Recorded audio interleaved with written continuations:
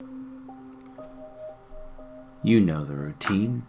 You get home and your dog is overjoyed. There's barking, tail wagging, jumping, running about. It's always good to know that there's someone who really thinks that you're this big of a deal. It really speaks to the connection between humans and their four-legged friends.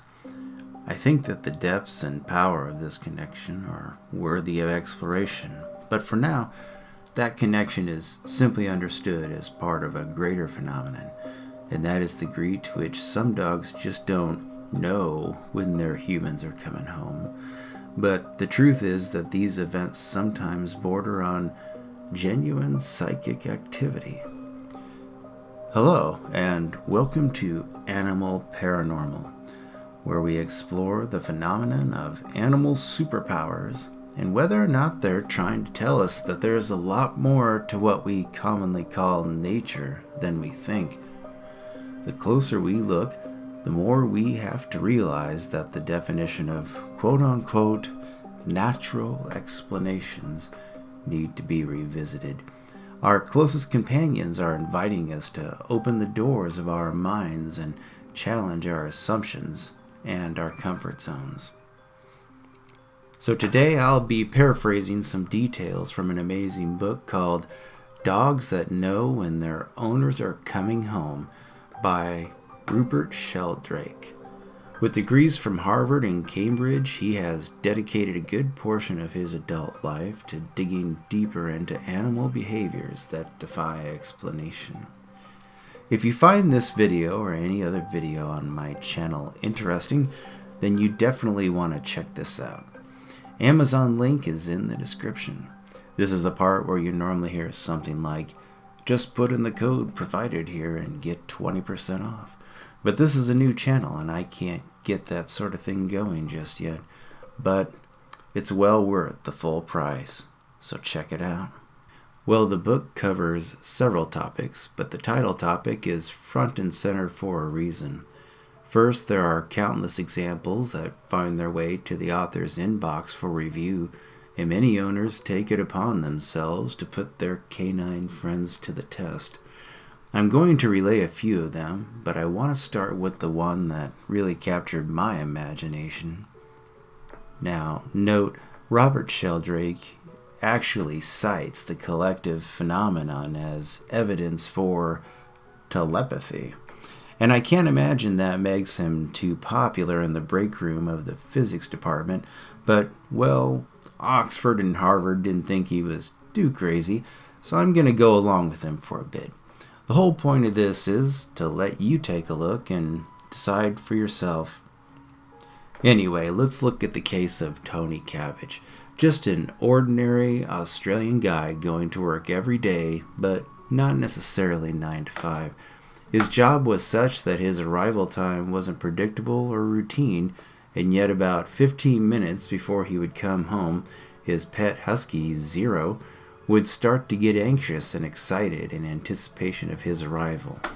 Well, so what? That seems normal for an animal that has senses that are 10 times or even 10,000 times greater than our own. What's the big deal? Well, Tony only required 10 minutes to get home. That means that Zero would get excited at about the same time that Tony would be committing his mind to leaving work for the day, or about 5 minutes before he would actually leave. It wasn't the start of Tony's commute that mattered so much, but the start of Tony's thoughts about his commute. How about this one? A Coast Guard worker who completed short-range missions near his home in Suffolk, Virginia, would, as you might expect, have an unpredictable schedule. But regardless of how long he was gone, what time he would leave, or what time he would come back, his dog Jackson would run down to the end of the driveway and wait on lookout for his imminent return home. And even though the return home could mean he arrived from more than one location, the dog always looked down the road or the route that would turn out to be the correct one. This is the case where the coasties, I think that's what they call them, I know they aren't sailors anyway, His wife legitimately never knew when he was coming home, so the dog could not cue off of her body language or any other indication from within the home. And then we have several cases where dog owners would utilize different modes of transportation and random return home hours in order to deliberately test their dogs. In other words, they wanted to prove that it was not the particular sounds of a vehicle or a routine which prompted the family pet to anticipate their arrival. There just seemed to be so many accounts of this kind of thing that it really does make you wonder. What does a heightened sense of smell or hearing have to do with these types of incidents? Even if you buy into the idea that pets can pick up on bioelectromagnetic activity unique to their human companions, well, I can't see how that would help someone that's 20 miles away or further. Then again, I don't know. That whole thing is like having a tail. I just don't understand how my brain would control that. Is it involuntary like breathing or deliberate like shaking hands? I digress. Most of the skepticism comes from a general distrust of dog owner accounts. Sort of like how your child is always the best singer or dancer in the recital, like absolutely the best. There's just plain bias, and the tendency is to exaggerate or otherwise stretch the truth. I can respect that kind of skepticism. I think any look at evidence should begin in a place like that. But I don't know. Does your pet fit into any of these categories? What's your explanation?